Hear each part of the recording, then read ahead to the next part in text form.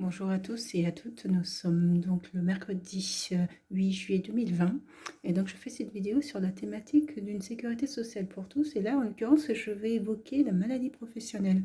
Donc la maladie professionnelle est la maladie qui survient du fait de l'exposition à un risque sur son lieu de travail. Les différents risques peuvent être donc physiques, chimiques, biologiques ou psychiques. Et donc c'est en raison trois éléments sont pris en compte. Donc déjà le métier, la pathologie, la durée d'exposition. Euh, donc la durée d'exposition. Et donc ce qui va permettre à l'assurance maladie de pouvoir déterminer, il y a une liste déjà préétablie de maladies professionnelles. Et donc si la pathologie coïncide bien avec le métier et qu'elle apparaît bien dans cette liste, la reconnaissance de maladie professionnelle se fait automatiquement. Et dans le cas contraire, il y a une procédure particulière que je vais évoquer un petit peu plus tard. Donc, en ce qui concerne la maladie professionnelle, comme j'ai indiqué, est la conséquence de l'exposition d'un risque sur son lieu de travail. Et donc, pour les délais, pour pouvoir donc, l'assuré social a un délai de 2 ans pour pouvoir faire valoir son droit à une reconnaissance à la maladie professionnelle dès lors où il y a un certificat de déclaration.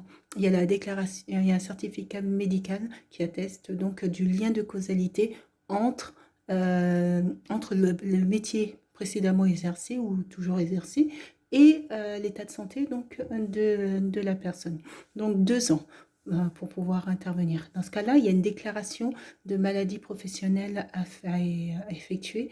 Et donc, cette déclaration, il y a un formulaire à compléter auquel se rajoutent les 2 premiers volets du certificat médical de demande de reconnaissance en maladie professionnelle qui doivent être envoyés à l'assurance maladie.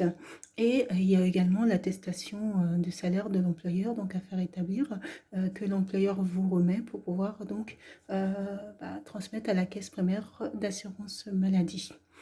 Donc, dès lors, après, quand l'assurance maladie a le dossier, s'ouvre une période d'investigation qui peut aller jusqu'à environ 120 jours. Donc, concrètement, l'assurance maladie a à peu près 4 mois. 4 mois pour pouvoir statuer sur le dossier d'une demande de reconnaissance en maladie professionnelle, ce qui est long. Ce qui est très long pour des assurés sociaux qui peuvent, entre-temps, peut-être changer d'emploi, d'activité professionnelle et sur l'autre activité, les lésions ou les symptômes en fait de la pathologie vont apparaître après. Ce qui veut dire qu'il y a toute une démarche auprès du précédent employeur à réaliser pour faire valoir cette reconnaissance en maladie professionnelle, ce qui est loin d'être simple. Et donc pour pouvoir être indemnisé, donc l'assuré social va devoir se mettre en arrêt de travail au titre de la maladie pour pouvoir être indemnisé au titre de la maladie le temps que sa reconnaissance en maladie professionnelle soit effectuée. Donc voilà, donc ça c'est un point. Donc l'assurance maladie a 4 mois pour pouvoir statuer. Durant ces 4 mois, ils transmettent notamment un questionnaire, donc un questionnaire que doit compléter non seulement l'assuré social et l'employeur. Et donc l'envoyer donc à l'assurance maladie, il y a un site internet prévu à cet effet. Et donc à partir de là, si l'assurance maladie estime qu'ils ont besoin d'investigations supplémentaires, ils en informent donc l'assureur social et l'employeur et il s'ouvre encore une période d'investigation qui peut aller jusqu'à 100 jours. 100 jours, ça peut être très long pour des assureurs sociaux qui ont besoin d'avoir cette reconnaissance de maladie professionnelle assez rapidement.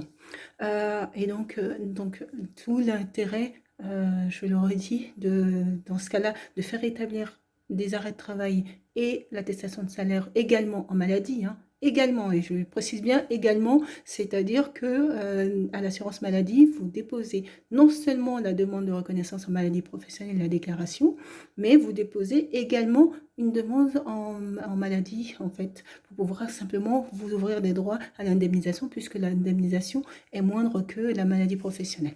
Et donc, au bout des 4 mois, l'assurance maladie statue. Si le lien de causalité peut être établi, vous passez à cette reconnaissance au titre de la maladie professionnelle. Donc, vous avez la feuille des soins qui, normalement, vous a été remis, qui vous permet d'être remboursé de vos soins. Et donc, par contre, la difficulté, c'est lorsque il y a des éléments manquants au tableau, au schéma, pour permettre cette reconnaissance de la maladie professionnelle. Dans ce cas-là, ça va s'ouvrir une autre période auprès d'une commission, du comité de reconnaissance des maladies professionnelles. Et donc, c'est un comité d'experts nommé, dont par l'assuré social, un expert par l'assuré social.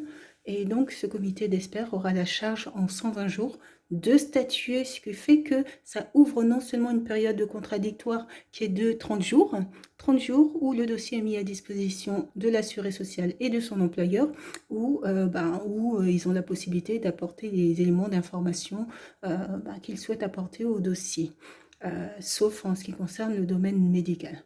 Et donc, pendant cette période supplémentaire de 120 jours qui prolonge, l'assuré social également se retrouve bien en difficulté, en tout cas, le temps que la procédure puisse se réaliser. Et donc, 120 jours pour que la commission se statue, le comité statue. Lorsque le comité statue, donc, c'est la caisse primaire qui en est informée, c'est la caisse primaire qui en informe l'assuré social et l'employeur de la décision ou pas de reconnaissance en maladie professionnelle. Si l'assuré social était indemnisé au titre de la maladie, de toute façon, la maladie lui est reconnue via l'arrêt de travail de son médecin.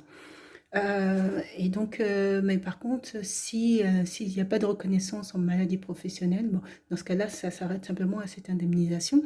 Au titre de la maladie, il faut aussi rappeler qu'il ne faut pas oublier la prévoyance et faire valoir ses droits à une indemnisation au titre de la prévoyance. Donc voilà.